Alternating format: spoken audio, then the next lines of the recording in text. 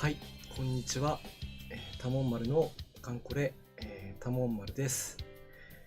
本日は、海藻最新鋭慶順能代会に出撃せよ、こちらの任務を、配信していこうと思いますので、よろしくお願いいたします。ちょっとなかなか準備の方がね整わなくて、今日までかかってしまいましたけども、なんとか形になりましたので、配信していけるということになりました。はい。金谷さん、こんばんはです。今日も、よろしくお願いいたします。いやー、本当にね、今週は長い1週間だったなと思いますけども、皆さんはどうでしたでしょうか。まだ明日も仕事の方もねいらっしゃるとは思いますけども、今日は、金曜日の、夜ということでね、こちらの任務、最後まで、お送りさせていただきたいと思います。それでは早速任務の内容から説明をしていきたいと思います。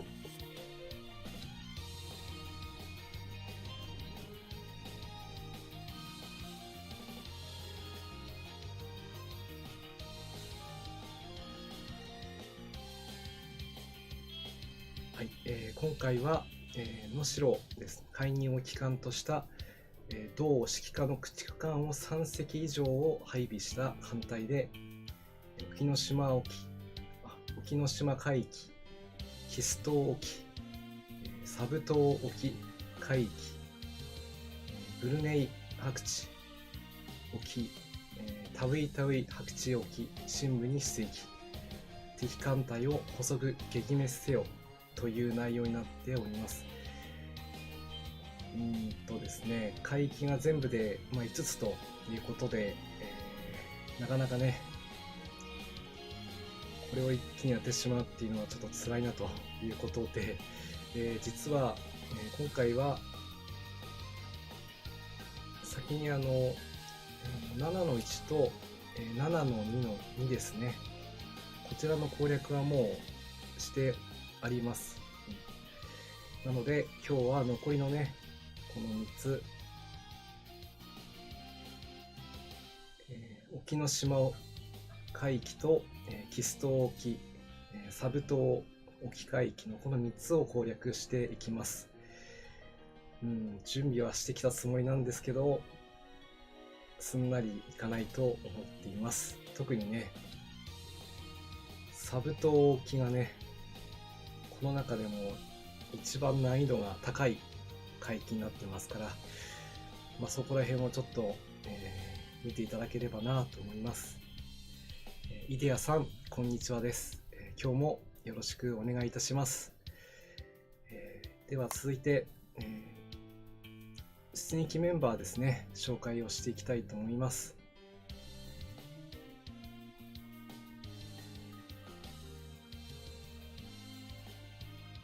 はい、今回はですね、都合3海域攻略をしなければいけないので、艦隊の編成もですね、複数のマップに出るカンムスも中にはいます。それも合わせて合計で、14名ですね。これで、今回は出撃をしていきます。大まかな編成ですけども、慶順、能代、これはもう固定ですね。空母の方では、千歳と、瑞宝、もし、攻略が長引くようであれば、千代田もね一応サブには残してますけども、こちらの、第3航空戦隊の軽空母部隊を出撃させます。そして従順洋艦からは、マヤと鳥海ですね、こちらは第4戦隊ということになりますね。そして駆逐艦からは、第31駆逐隊の長波、朝下、沖波、岸波の4名を、第32駆逐隊から、藤波、浜波ですね。そして最後ですけども、ぼっちといえばちょっと言い方があれなんですが、島風ですね。島風は島風しかいないので、最後に第7駆逐隊で、あけぼのと牛尾、この2人も今回ね、出撃をしてもらおうと思います。金谷さん、あけぼの予告された会議に駆逐は彼女かなということでね、先日、春になったら、実装される会議艦の駆逐艦ね、アナウンスがありましたけど、まだ、おぼろなのか、あけぼのなのか、もしくは朝霧なのか、ちょっとそこら辺はね、まだ決定ではないんですけど、私の中では多分、あけぼのだろうと思っています。そういったこともありまして、第7駆逐隊から編成をさせていただきました。何かとね、話題が尽きないカンコレなので、そういったところもちょっと拾いながらね、やっていきたいと思います。なお、今掲載している艦隊に関して装備品がまだ装備されていない状態で載せてますけども、こちらの方はもうだいたい積み終わってはいます。ただ複数の階級をまたがってしまうカンムスもいますので、途中で装備を変えていきたいと思っております。はい、そうですよね。まだ絞れないですけど、誰が来てもいいように準備はしておきましょう。はい、一生涯ソロプレイヤーさん、こんばんはです。今日もよろしくお願いします。それでは、早速ね、出撃をしていきましょう。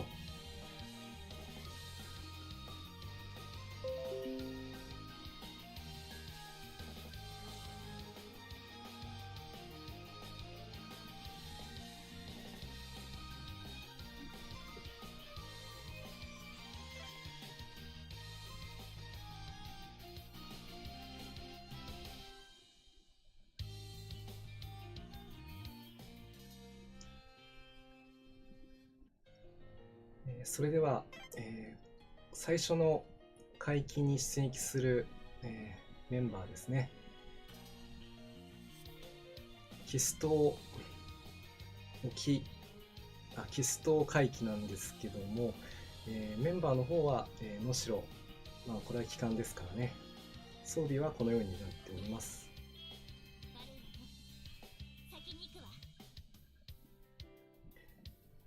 15.2 センチ連装砲回、これはね、だいぶ昔に遡ること、軽順のフィット砲がね、なるということだったので、作っておいたものがね、いよいよ、日の目を見るときが来たかなと思って、喜び勇んで装備してあります。あとは対空カットインと、カタパルト、増設されてますけども、まずは1スロットだけね、随運を搭載をして、ステータスナップを図っております。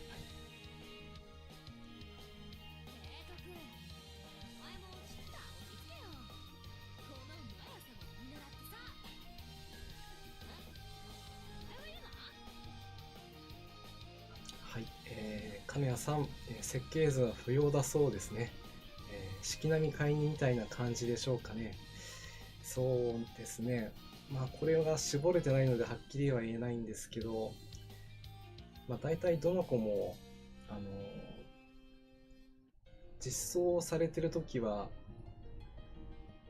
艦隊型駆逐艦ということで、内装とかね、火力にこう全振りになってるんですけども、実際の、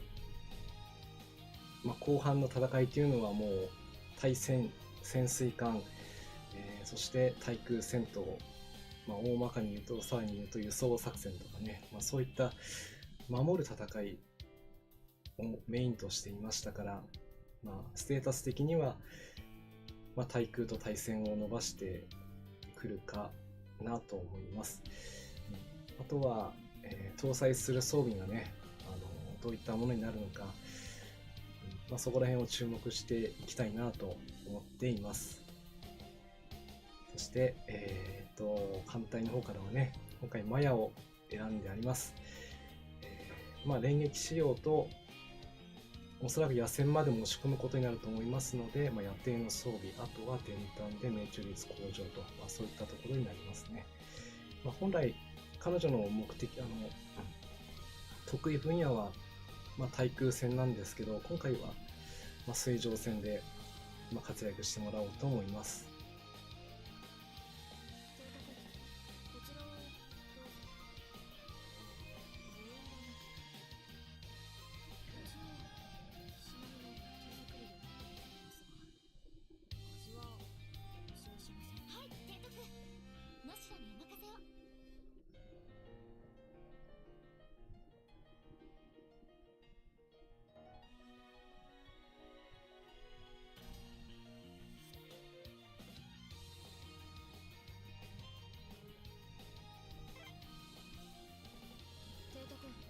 こちらをどうぞ。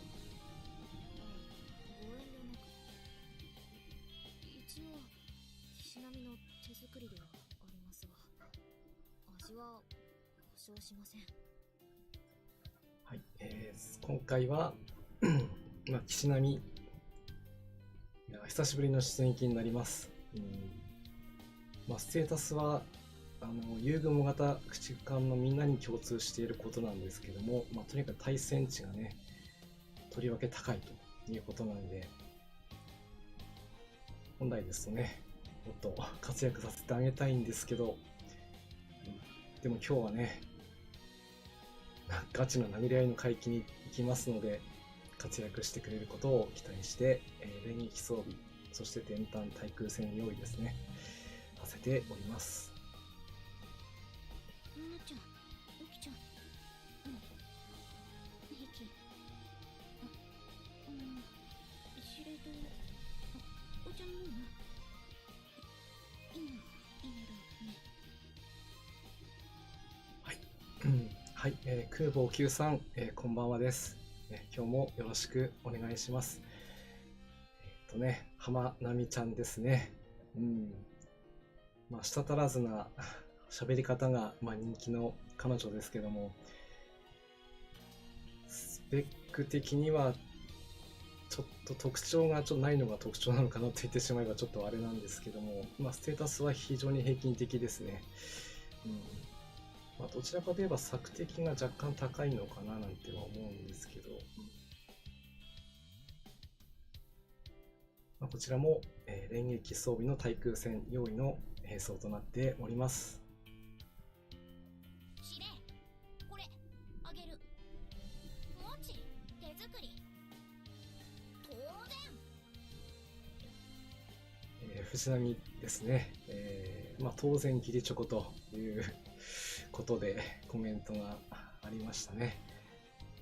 浜波と、セットで使っていました。藤波の方も、それほどね、スペックはあれですけど、やってくれるでしょう。ちょっと雑な解説ですいません。提督、何かお飲みになりますか？千歳会に、先日は水上規模艦の千歳がね、活躍をしておりましたのでね、千歳さん、千代田ですね、千代田が活躍しておりましたので、今日は千歳がね、航空母艦として活躍をしてもらおうと思っております。装備の方については、艦上攻撃機、艦上爆撃機、艦上戦闘機の3点セットと、こういった編成で臨みたいと思います。以上6名ですね。さて、行ってみたいと思います。一応今回、以前のような最短ルートではちょっと行けない編成になってます。なのでボス到達率に関してはおそらく 70% くらい、たどり着けたとしても勝てるかと言われるとちょっと、ギリギリかなとは思います。新版にちょっとね左右されるところは正直ありますけど、まずはこの艦隊で戦役をしていきましょう。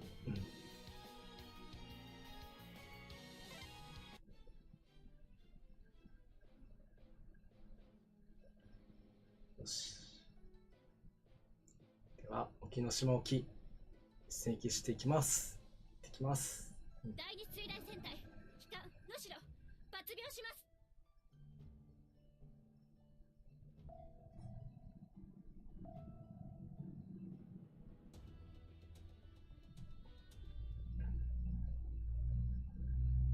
二水戦突撃します。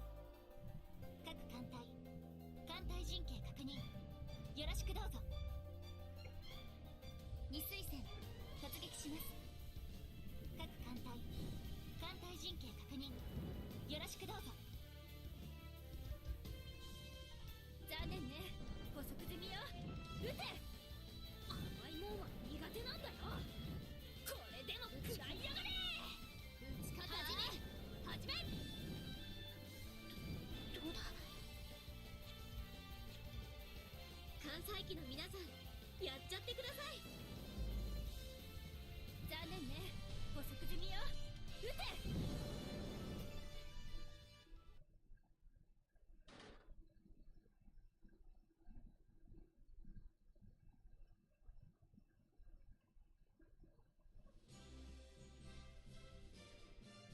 調子に乗るなって千代田に怒られちゃうから黙っててくださいね。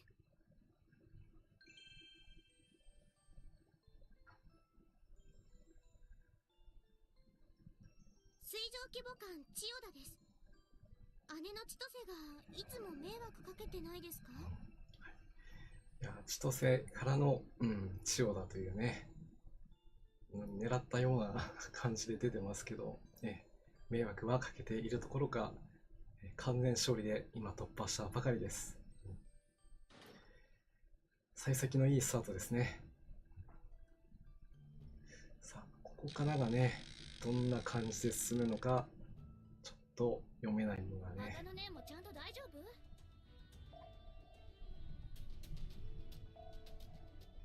夫？それも楽しみにして編成組んじゃったんで、さあどこに行くのかな。羅針盤さん、下に行くか。そうなるな。よし、まずはここを突破して、その後のルートがどうなるか楽しみですね。二水戦突撃します。各艦隊陣形確認よろしくどうぞ。二水戦突撃します。各艦隊陣形確認よろしくどうぞ。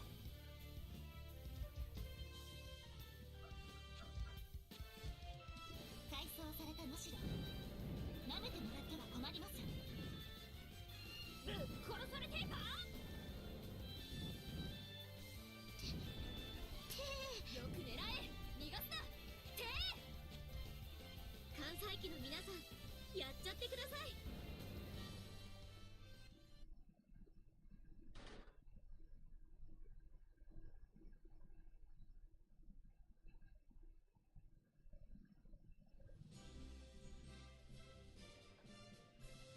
調子に乗るなって千代田に怒られちゃうから黙っててくださいね。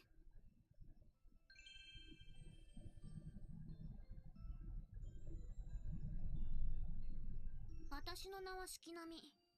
以後よろしく。はい、四季並みですね。よろしくお願いします。この子もね、非常に頼りになるカンムスです。今日は出番がありませんが、またね、活躍の時がね、すぐ近くで、待ってますので、その時はよろしくね。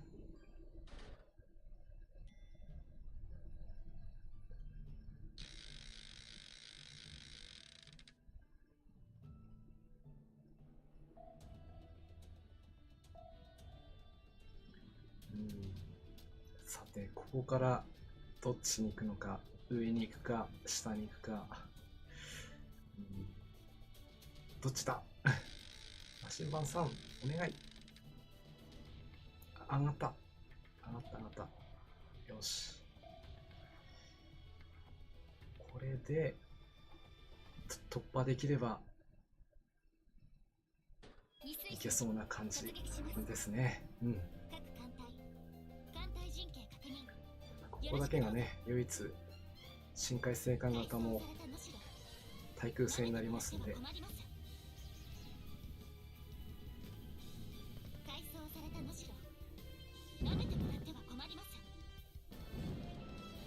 よし、ちょっと予定よりもね艦船を多く積んでましたから、航空優勢は取れると思ってましたので、これは予定通りですね。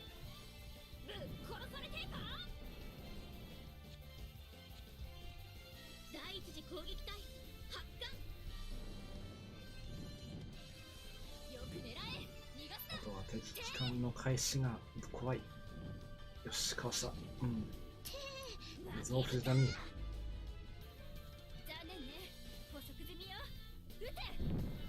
し、十分十分。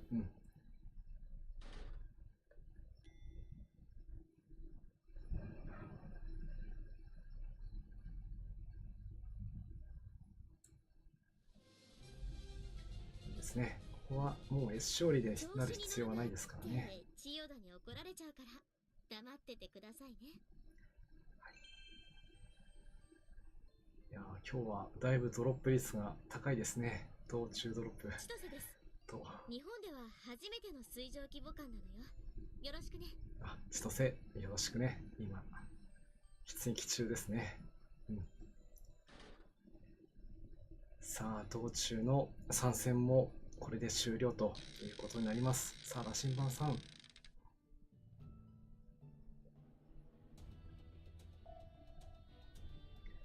よし、これでようやくボスマスまで到達できました。あとは、被害は出るとは思いますけど、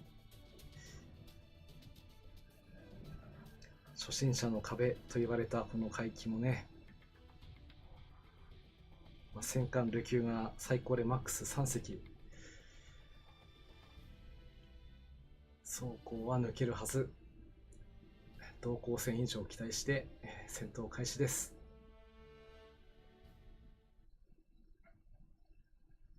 二水戦突撃します。各艦隊艦隊陣形確認よろしくどうぞ。二水戦突撃します。各艦隊艦隊陣形確認よろしくどうぞ。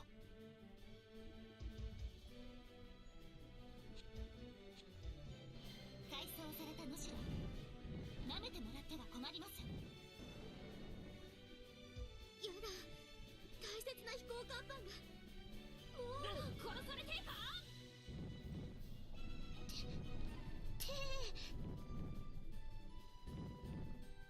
負けるか。よく狙え。藤波の負けるかが炸裂。改装された能代舐めてもらっては困ります。殺されていか。やだって言ってるのに、打ち方私は始めっけないから。打ち方始め。二水戦突撃します。各艦隊艦隊陣形確認よろしくどうぞ。それではね、第二水雷戦隊、野戦に突入していきます。野戦行ってみましょう。みんな頑張ってきてね。甲斐鋼型の野戦、この能代がお見せします。改装された能代舐めてもらっては困ります。殺されていか。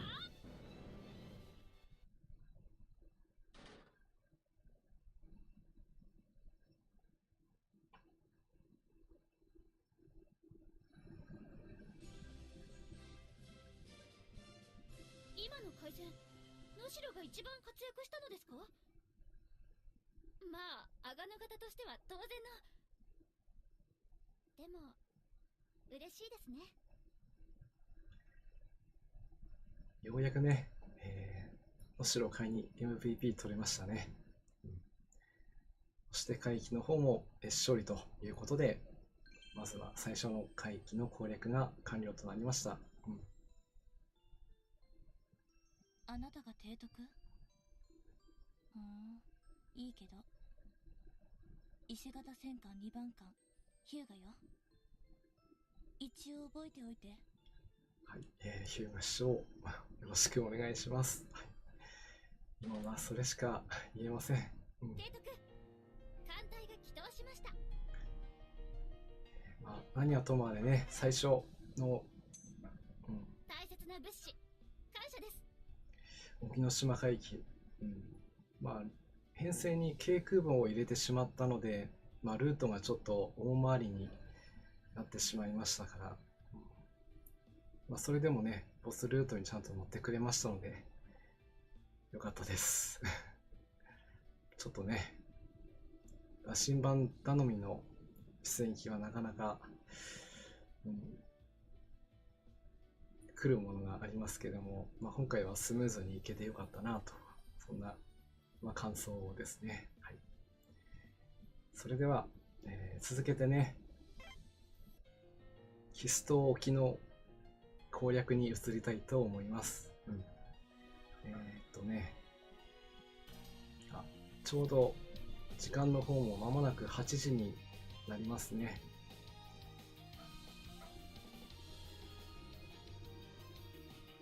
了解。軽巡能代、出撃します。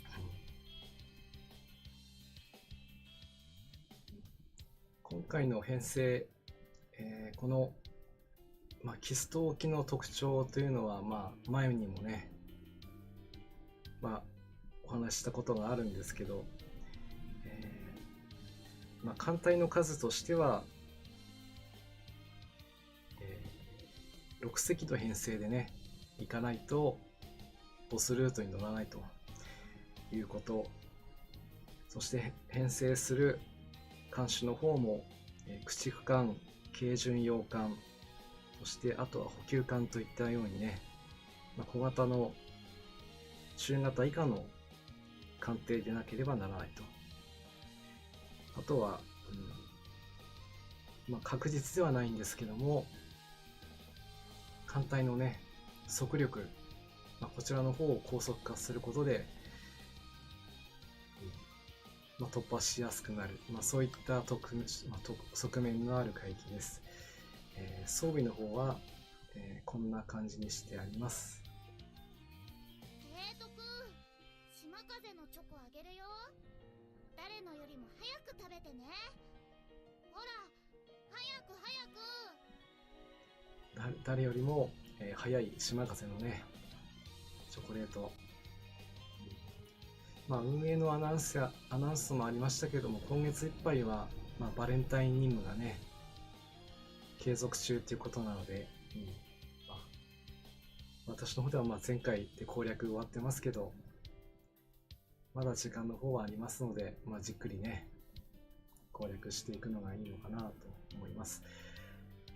大まかな装備に関しては、高速設定にする高圧管とね、タービン、そして戦闘力の手法、あとはね、電炭も装備させています。いやー、こういうのは苦手だね。なんつうの、コミュニケーションだよな。コミュニケーション。提督、ほらよ、甘くはないぜ。長波からもね、チョコいただけましたね。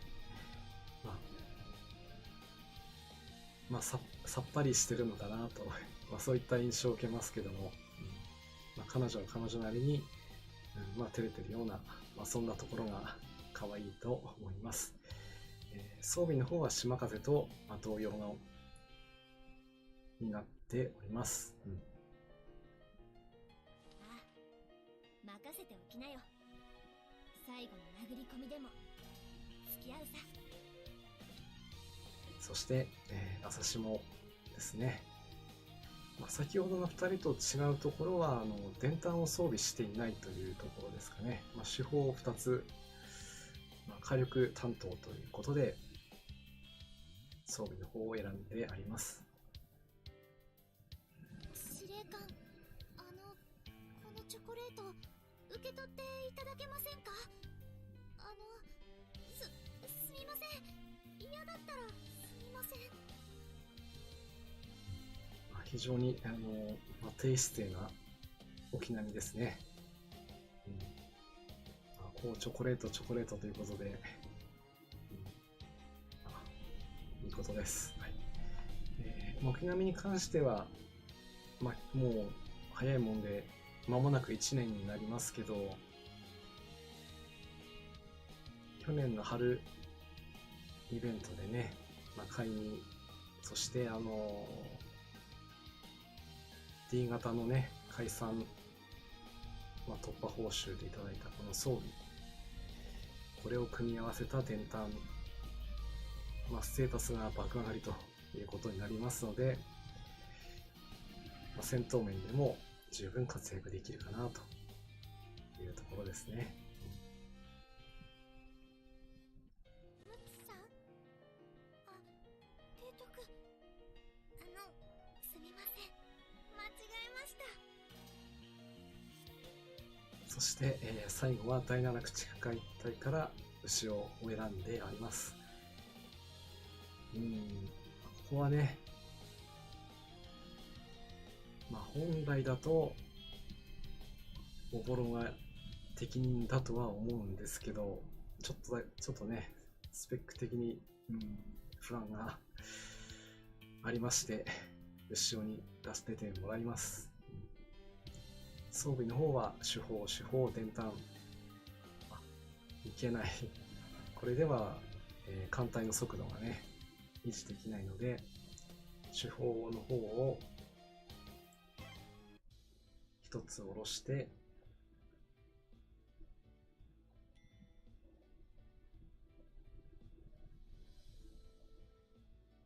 こちらのね、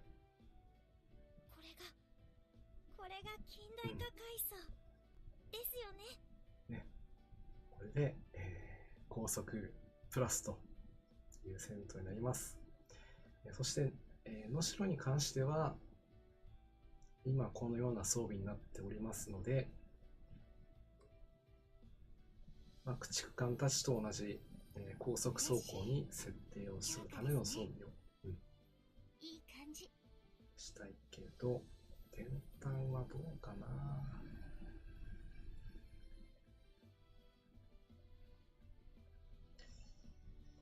ここに乗せちゃおうかな。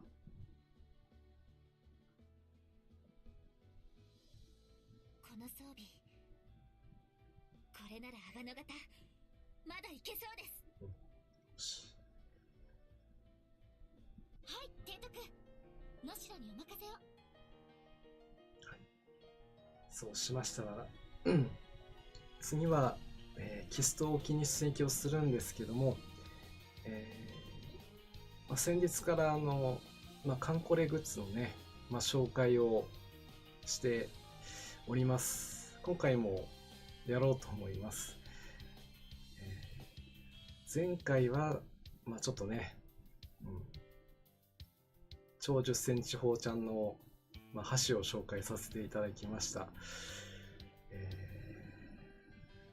そして、今日はね、こちらのアイテムをね、紹介させてもらおうかなと。もったいぶるわけじゃないんですけども、皆さんも多分見たことはあるとは思いますが、こちらの商品でグッズですね、なります。はい。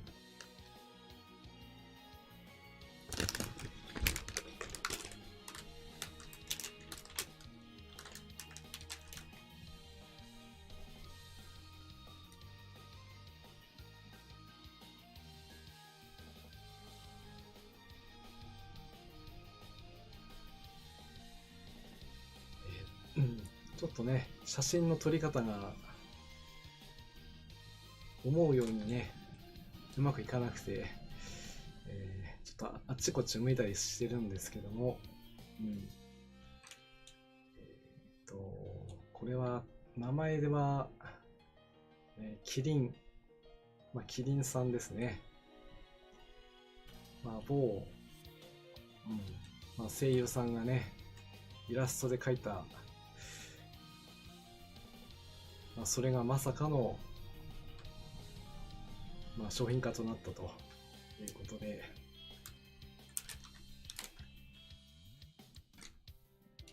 こちらの商品は、私が直接イベント会場に行った時に、だいぶね、長蛇の列だったのを覚えています。それ以上に、非常に暑かったということを記憶しています。なのでね、途中で列から抜けることができないということもありましたので、水分補給をちゃんとね、できる体制で、臨んで、ゲットしてきたということになります。イリアさん、こちらね、キリン買いになんですね。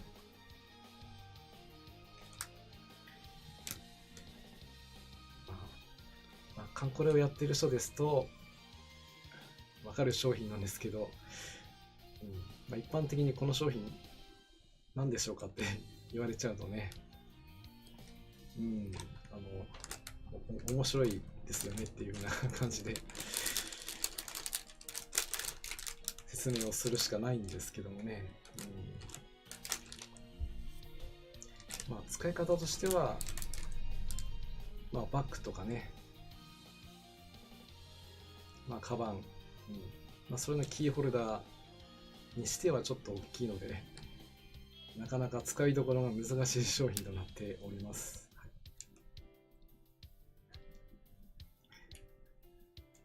皆さんもね、もしキリン買いに出会えることがあれば、ぜひゲットしてみてもいいのかなと思いましたので、今日はキリン買いにさんを紹介させていただきました。特にちょっとね、これがあるから何かあるわけでもないんですけど、なかなか味のある商品だと思います。次回もね、ちょっと、こんな感じのグッズ紹介していきたいと思っています。それでは、一戦機の方にね、移っていきたいと思います。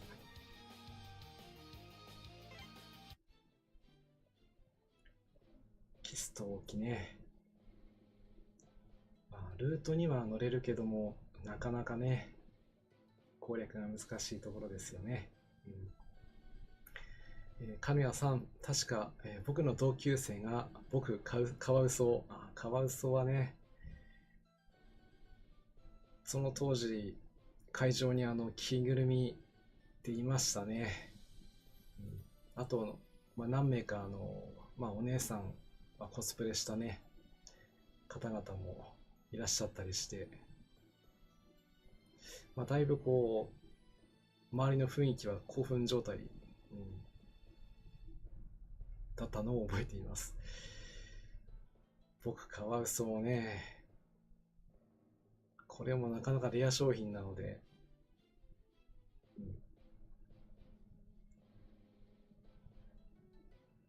これも商品もし紹介できる時が来たら商品レビューをしていきたいと思います。それでは、キスト置き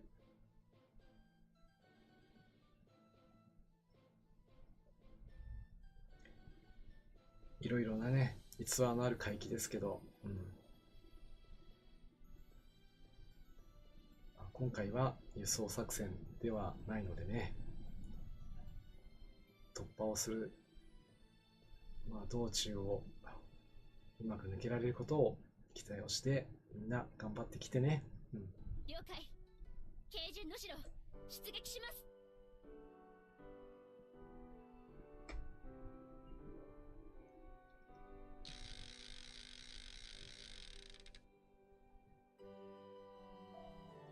そうですね。まあ、いったところは、横須賀の時ですね。今から、今からというか、まあ、本当にもう、今のような騒動になる、まあ、最後の、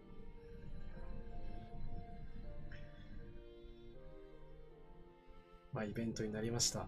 うん。二水戦突撃します。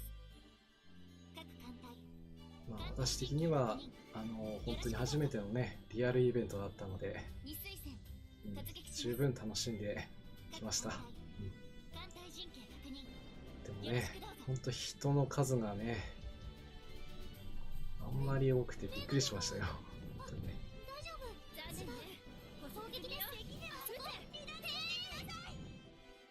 服を切らせて骨を断つなよ。そう酸素魚雷。この朝島にかかってこい。もっともっとだ。来いよ。まあ、私も横須賀に行ったのはあれが初めてだったのでね。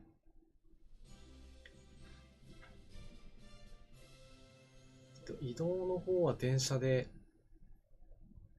移動したんですけども、むしろが一番活躍したのですか？うん、やっぱり馴染みのない土地だったので、でも駅でね、嬉しいですね。間違って降りたりして、また切符を買い直したりね。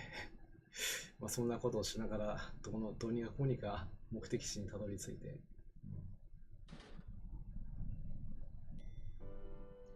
そうですね、あの時は、その基地に、まあ、基地にいるというか、自衛官たちが、まあ、思い思いのコスプレをしたりして、場を盛り上げたりしてましたね。まあ、いろいろな、課に属する若い隊員の人たちが、まあ、各々のね、普段しないような格好をして、まあ、みんなにこう披露をすると。で、それを、まあ、後ろからね、まあ、学園隊というわけじゃないんでしょうけども、まあ、音声を、楽隊がね、まあ、盛り上げるような、そんな感じで展開をしていたイベントだったですね。うん。まあ、停泊していた船も、まあ、そんなに多くはなかったんですけども、ちょっと記憶が飛んでしまって、名前までは思い出せないんですが、まあ、護衛艦、あとは潜水艦ですね。まあ、それもだいぶ列が長くて、まあ、一周回ってきたらもう1時間くらいかかるみたいな、そんな感じでしたね。と言ってるところでね、キスと沖真ん中まで来ました。ちょっと渦潮ルート乗っちゃったんでね、大丈夫かな、いけるかな。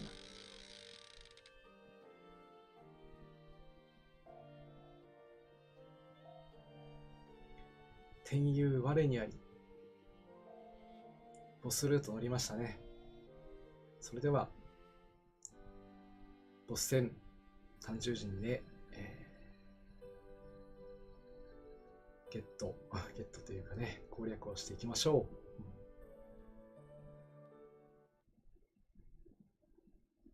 二水戦突撃します。各艦隊陣形確認。よろしくどうぞ。改装された能代、舐めてもらっては困ります。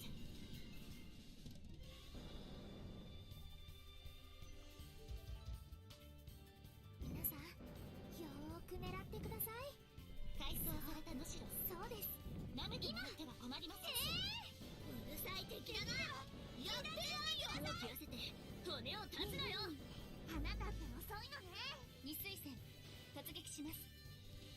各艦隊陣形確認。よろしくどうぞ。よーし、今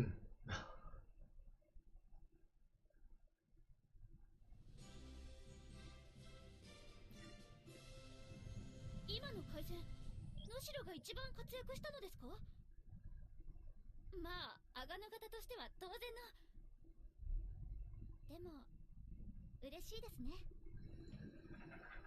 そうですね。うん。まあ、道中さえ突破できれば、ボス戦は大丈夫だと思っていましたけど、うん、みんなほとんど無傷の状態で攻略できました。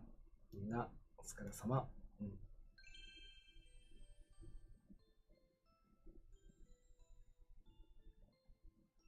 ハグロです。妙高型従順洋艦姉妹の末っ子です。ごめんなさい。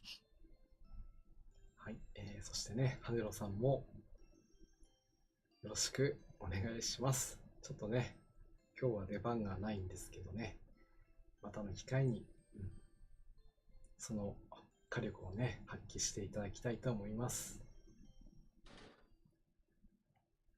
提督、艦隊が起動しました。さあ、これでね、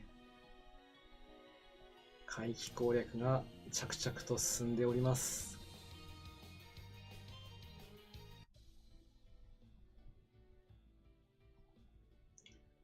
現在の、進捗状況は 80% ということなのですけどね、まあ、最後、このサブ島沖がね、大変ですね。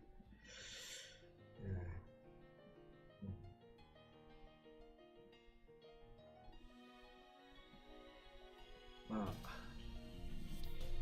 この海域に関しては、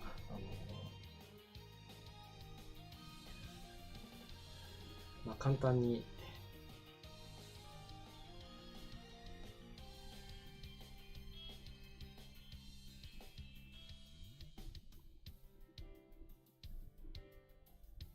ちょっとね、コメントはちょっと控えさせてもらいますけども、まあ、数ある、まあ、通常マップの中でも、まあ、屈指の難易度を誇る、サブ島沖なんですけど、まあ、それがなんでかといえば、もう道中野戦がね、強制的に発生してしまうので、もうね、まあ、殴り合いをしながら行かなくてはならないと同時に、最後、まあ、越勝利を取るためには南方世紀を叩かなくてはならないんですけど、まあ、この子が近代が回収されてしまって、まあ、走行、まあ、耐久が380の、まあ、走行が188と、それに制空値もあるということで、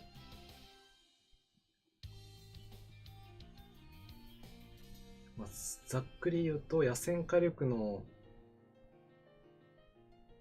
通常の主砲と雷撃値の合計値が190以上ないと、まあ、決定打をちょっと与えにくい、まあ、そういう海域ですので、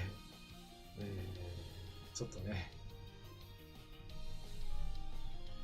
まあ、ディアさんの言う通りね、道中が厄介で、そしてボス戦は昼戦から始まるというね、ちょっと困った海域になっております。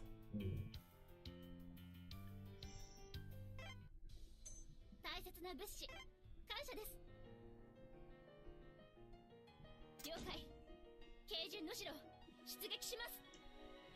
そしてね、最後の編成の方が先ほどと、まあ、同じカンムスがね、まあ、3人います。ちょっとその3人の装備を変更して戦いに臨もうと思います。ただこちらの海域にはまあ、支援艦隊を出すことができます。まあ、もちろん出さなくても攻略ができないことはないんですけども、まあ、攻略難度がちょっと他の海域とはレベルが違うので、支援艦隊も道中決戦とともに出して、まあ、それでね、まあ、勝負になると思ってますので、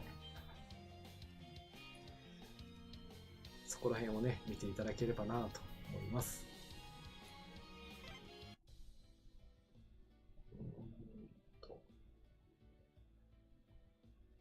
能代海二に関しては、ほとんどね、情報が出尽くして出揃ってるので、いろいろ強化のしどころがあります。特にこのサブスロットにこの8センチ広角砲回のね増設機銃、前も載せられたんですけども、今はそれにステータスに補正もねプラスされることでさらに使いやすくなっております。これでね、一応手法、広角砲でなんですけど、手法の役割も果たしてくれます。大変便利な装備となっておりますね。嬉しい。強化ですね。いい感じ。そして、今回この海域をせっかくやるので、前回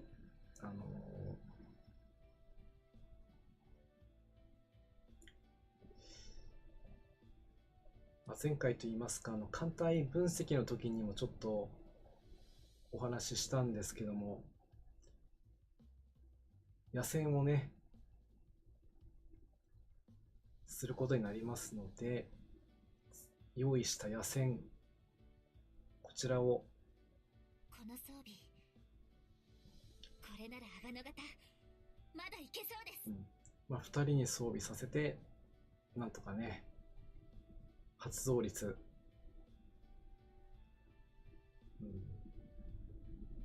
まだちょっと航空シミュレーションはしてないので確率どのくらいかはわからないんですけど、以前よりは上がっているだろうと、そこをちょっと試していこうかなとも考えております。金谷さん、バケツの消耗が大きいので、3の 3P レベリングはあんまりやらない提督ですと。そうですね、3の3はなかなか、無傷で帰ってくることはほぼないと思われますからね。何はともあれね、今回は軽空母を入れた編成になっておりますので、ルートもちょっと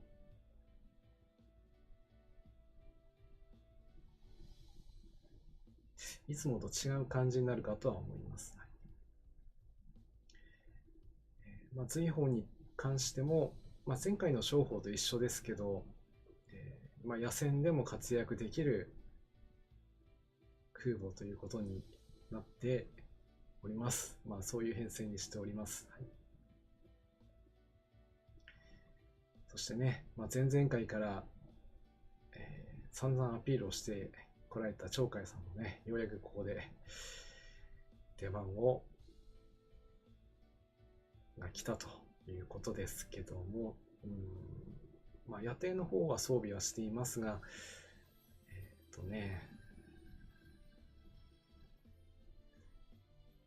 単焦灯はちょっと怖いので、ここはあえて装備はしません。さて、あとは島風だな。島風はどうしようかな。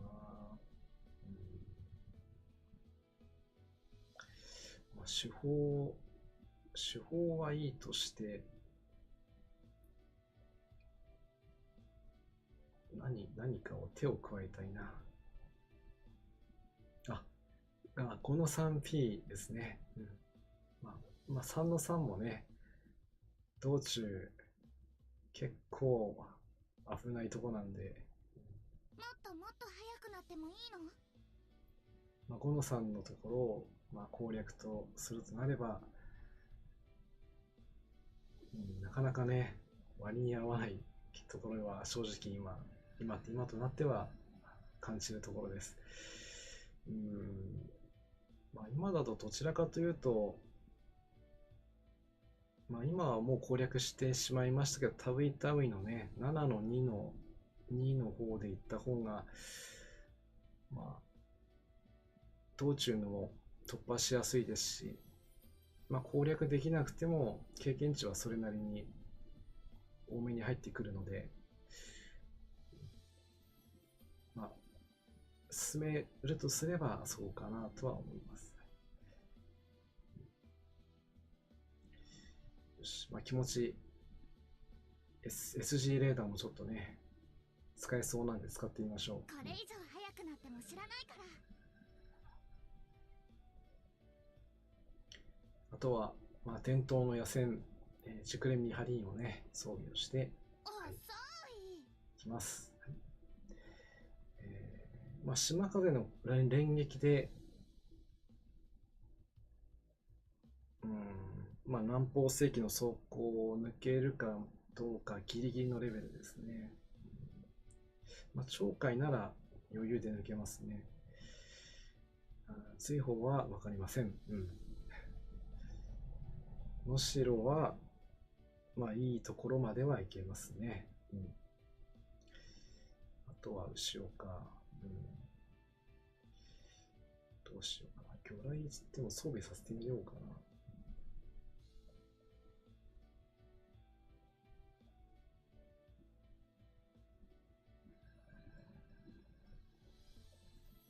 そうか。特に型は、こちらのね、綾波の星妖精が乗っている三連装酸素魚雷に補正がつくみたいなんで、じゃあ今回これをね、使ってみましょう。これが近代化階層ですよね。鰹節さん、今日もね、よろしくお願いします。今は編成をしておりますけども、間もなくね、出撃をしていきたいと思います。よし、じゃあもう一つ乗せていこうかな。せっかくだしね、こっちじゃない。後期型なんで。まあ、2つまではね、累積補正が入ってくるようなんで。少し自分に自信が持てるようになるといいなって思います。後ろはいつも控えめですけども、まあその実、その戦闘能力はね、まあ実装が早かったこともありますけども、徐々にね、ステータスが上がってきていますのでね、頼もしい限りです。能代任務、ファイオをですね、はい、頑張らせていただいております。まあ、幹部たちがね、頑張ってきていますかね。イリアさん、手法魚雷、電炭見張り員とかね。電炭装備もいいかもしれないですね。普段やってないことをちょっとやってみようかな。じゃあ、魚雷の方を電炭に変えてみましょう。これが近代化階層ですよね。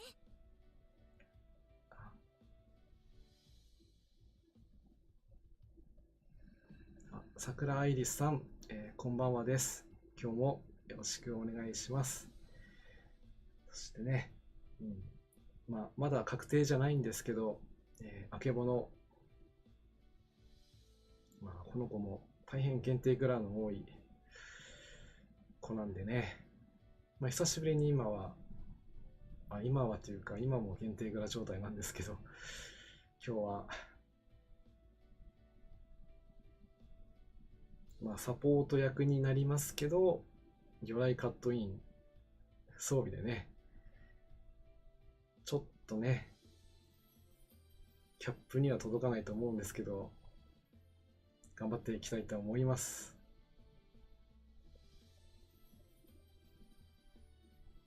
イデアさん、やる場合は D 型を積んだ方が倍率がかかる。ありがとうございます。そうしたら、後ろの、C 型手法の方を D 型に換装していきましょう。D 型みんな持っちゃってるから、ユーグモ型のみんなからね、ちょっと借りてこないといけないですね。誰を借りる？じゃあ私もからね、一番いいやつをね、借りていこう。自分に自信が持てるようになるといいなって思います。はい、そして支援艦隊はね、もうガチ艦隊で出させていただいております。金剛、比叡春菜、航空母艦、大砲、駆逐艦のカゲロウと白縫い。こちらが道中支援艦隊。決戦支援艦隊、おっと装備がちょっと頑張ってるな。手法をちゃんと載せないとね。皆さん、改めてこんばんはです。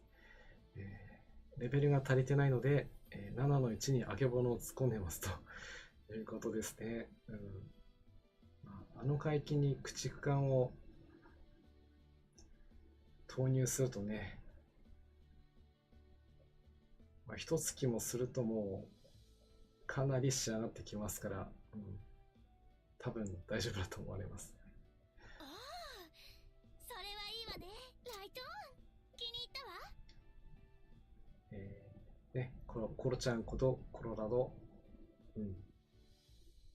そして、ウォースパイと愛用ね、航空母艦ではもう今日はカツラにね出てもらおうと思ってたので、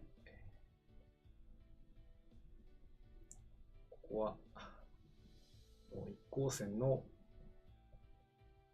流星体乗せてあげよう。まあの装備じゃない？まあまあじゃないってこう震え声って感じですね。今日はそうだな、カツラギを決戦支援の期間にしてあげようかな。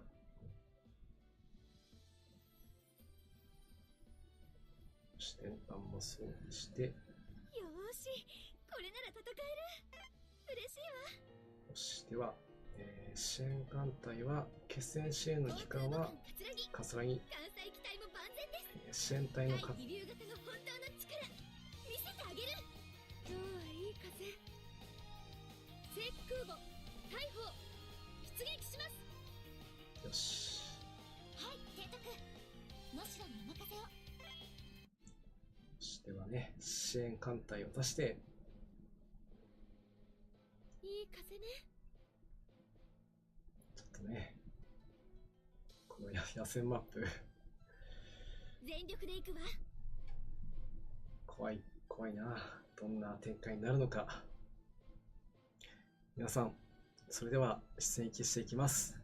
カムスたちを応援してあげてください。よろしくお願いします。第一次サーモン海域、サブ島沖海域、出撃です。みんな頑張ってきてね。第二水雷戦隊機関能代抜病します。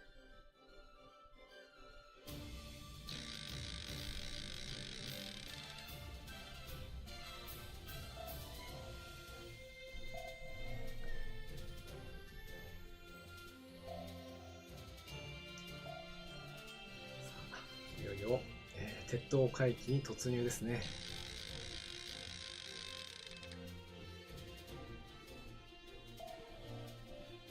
よし、どうかな。今回はいつもと違う編成で来てるのでね、ルートも上の方に行っちゃいましたね。どうなるか。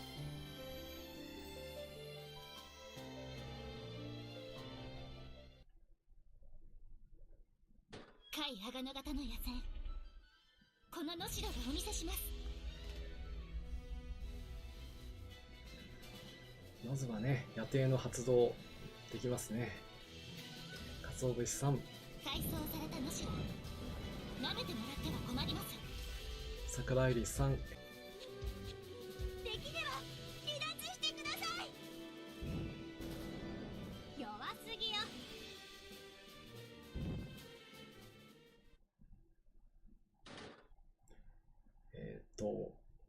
すいません。今、ちょっと、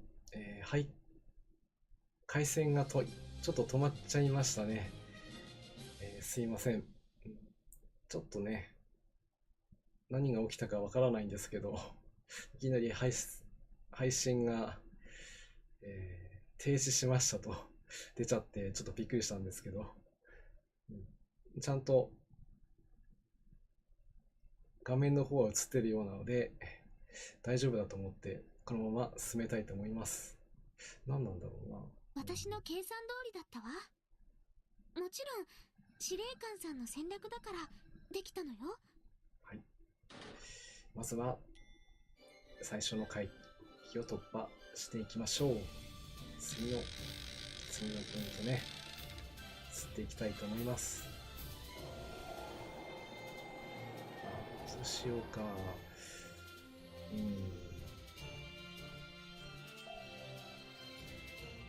鰹節さん、特に問題ないようでよかったです。なんかね、こんなこともあるんですね。ありがとうございます。私もまあそんなにね、回数こなしてる方じゃないんですけど、こういうことはちょっと初めてです。鋼姉もちゃんと大丈夫？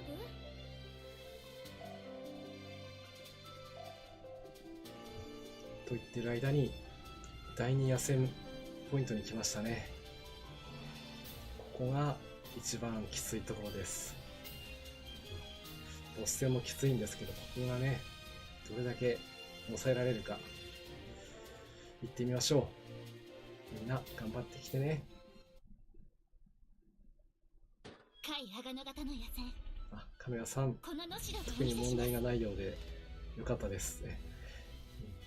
ちょっと私の方でもいきなりそういうコメントが出ちゃったものですから、慌てて、配信再開をボ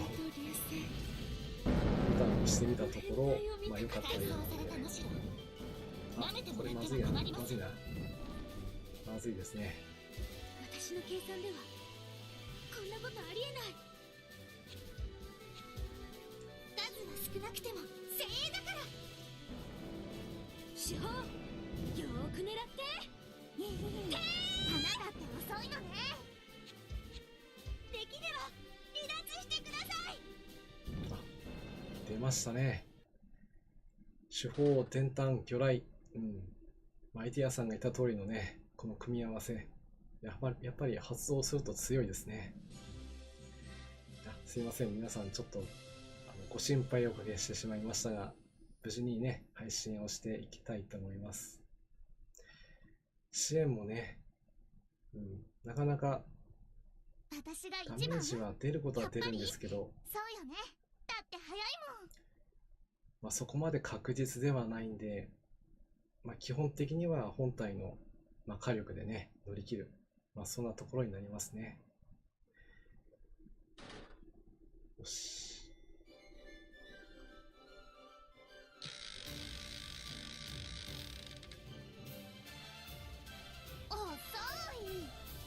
そしてね、道中鋼材をゲットして、さあ鉄塔海峡を抜けて、いよいよ羅針盤さん来ました。南方正規さん。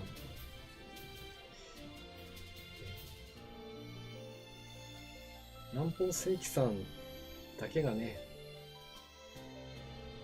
配備されている艦隊であれば制空値が70、そこそこなので、東方の艦載機、制空値はおそらく130ちょっとあります。ただね、随伴で軽空母乗っけてこられると多分ギリギリなので、苦しくなりますね。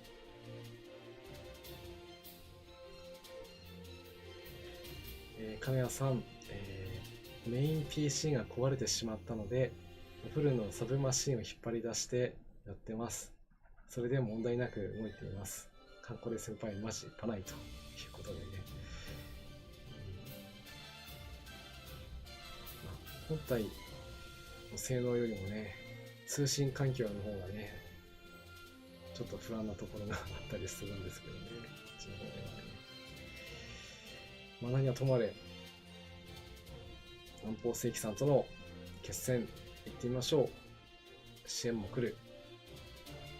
みんな頑張ってきてね。二水戦突撃します。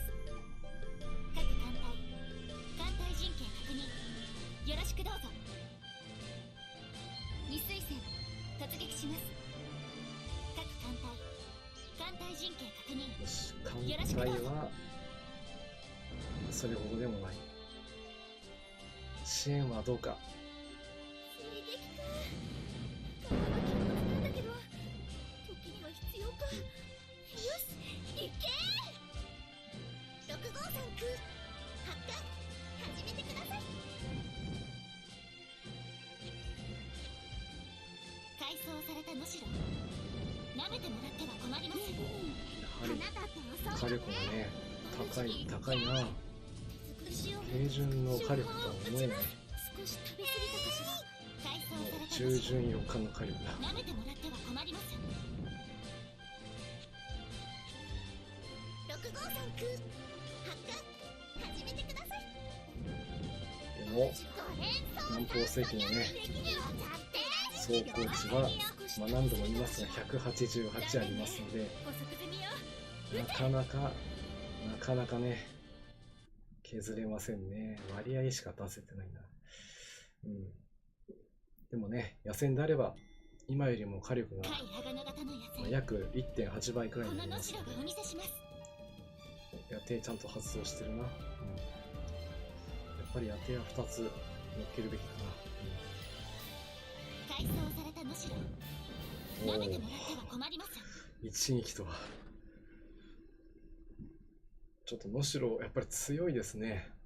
もう正直これはもう、今までの軽巡洋艦の火力じゃない。今の海戦、能代が一番活躍したのですか？まあ、阿賀野方としては当然の。でも、嬉しいですね。桜愛理さん、おめこめありがとうございます。できれば、あけぼのまで回したかった。でもそれはね、また近いうちに活躍の場が来ますので、それまで楽しみにとっておきましょう。かつおべしさんもベスコメありがとうございます。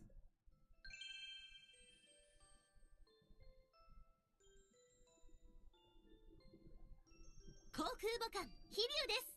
空母戦ならお任せ。どんな苦境でも戦えます。そして、ドロップは航空母艦の飛龍。航空戦ならお任せ。どんな苦境でも戦えます。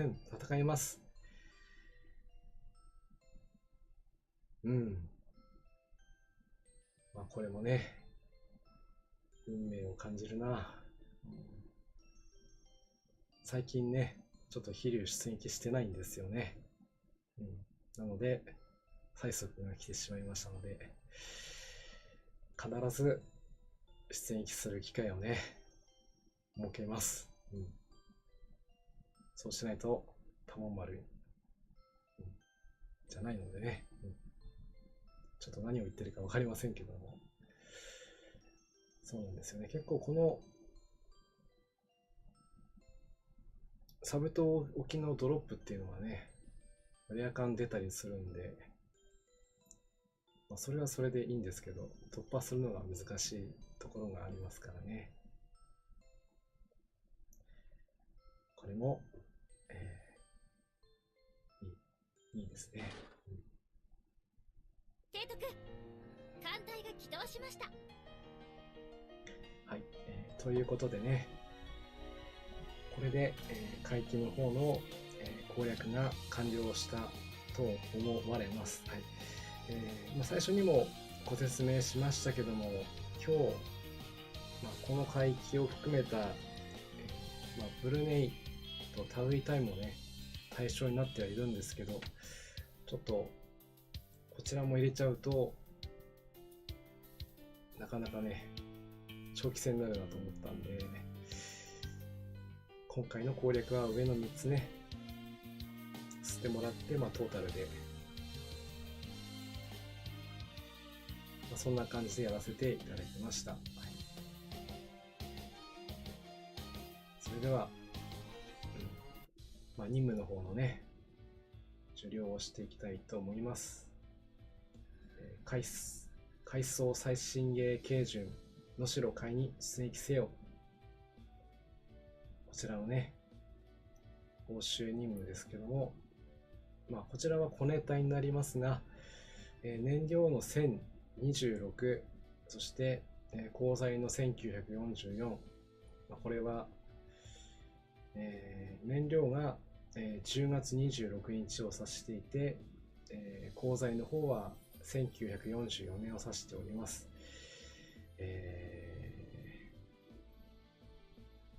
はい、これが、能代がね、沈没してしまった、日付ということになっております。あくまでこれは、そういった過去もあったということですね。金谷さん、飛龍さんかなかなか来てくれなかったんですよね。大砲のが先に着任してしまってということで、レアリティが確かに赤木さんと同じ頃なんですけども、多分、よっぽど運が良ければね、ニノさんとかでも出会えたかとは思うんですが、なかなか狙ってしまうとちょっと出てくるというかね、会えない、そんな乾物なのでね、会えたら本当にラッキーということで、お願いいたします。では、達成者任務を受領していきます。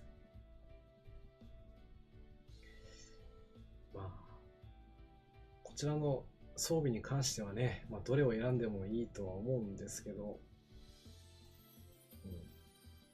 手法の回収素材に使われるらしいので、15.2 センチ連装砲をもらっていきましょ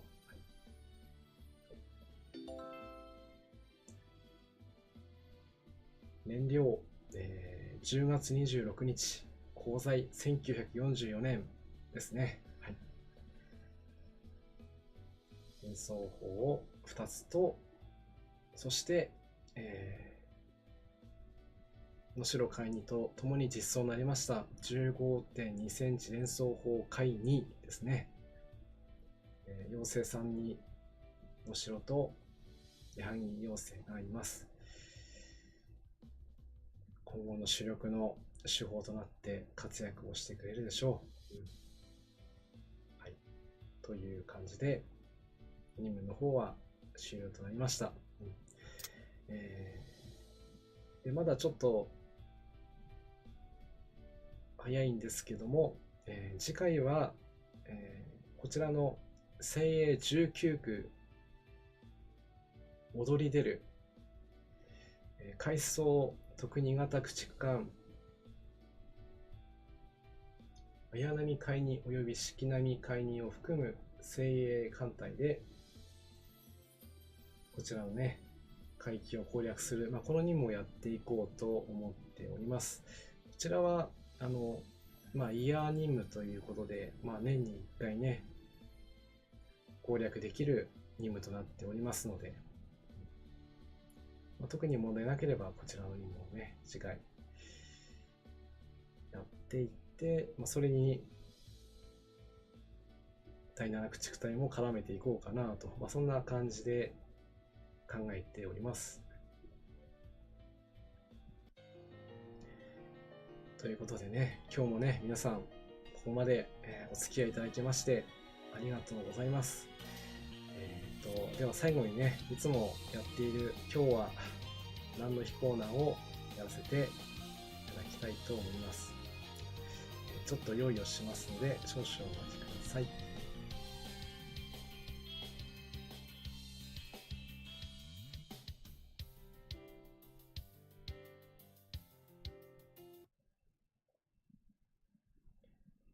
ちょっと音声の方もね、BGM をちょっと変えていこうと思いますので、一回オフにします。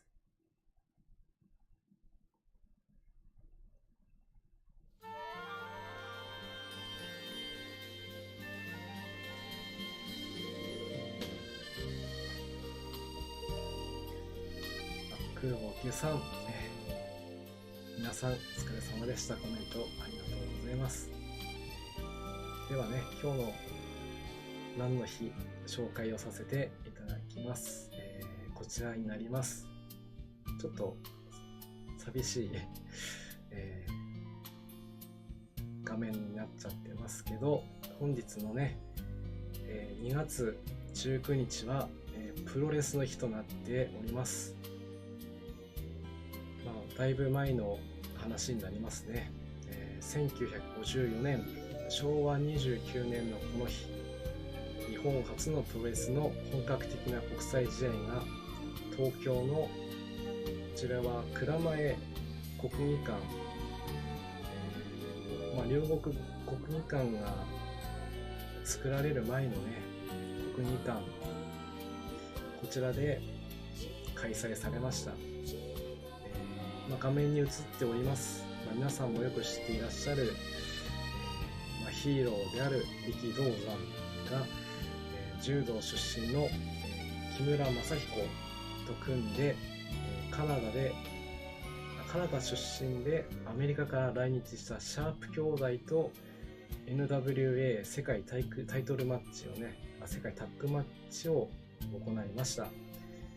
日本のテレビと NHK が同時中継し、新橋駅西口広場の街頭テレビ、ちょうど写真で写ってるとは思うんですけど、2万人のね群衆が押し寄せたそうです。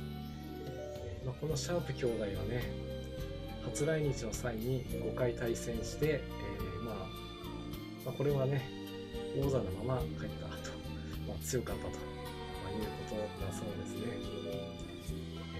力道山、もう説明をする必要はないと思うんですけど、簡単にプロフィールを説明いたしますと、お相撲の出身力士の出身、身長は176センチ、体重はね116キロ、お相撲さんでしたからね、体重の方はやっぱそれなりと、外国人レスラーを相手に空手チョップをね次々に投げ倒す姿に、当時の人たちは熱狂して、今でもねそんなことしたら熱狂すると思うんですけど、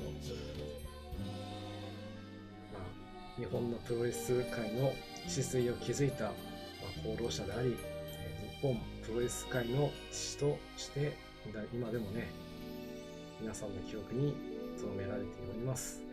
そんな1月19日はプロレスの日ということで紹介をさせていただきました。プロレスもね最近はなかなか見る機会がないのか、でももう少しね騒動がね収まったら見に行きたいなと思います。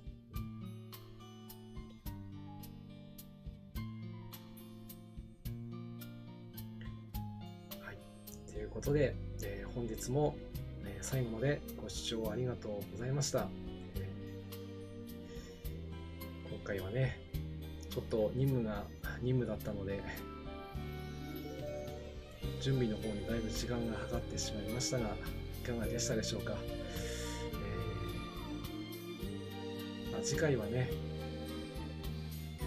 特に綾波と四季並みが活躍する、そんなところをお見せできる配信をしていきたいと思っております。それまでの、またしばしのお別れとなります。次回も多聞丸の観光で、皆さんとね一緒に観光で楽しんでいきたいと思います。あとグッズの方もね、ちょっと次はもうちょっと吟味して面白いのを用意していこうとも思っておりますので、よろしくお願いします。それでは、最後までご視聴ありがとうございました。また次回もお会いいたしましょう。それでは失礼いたします。じゃあね。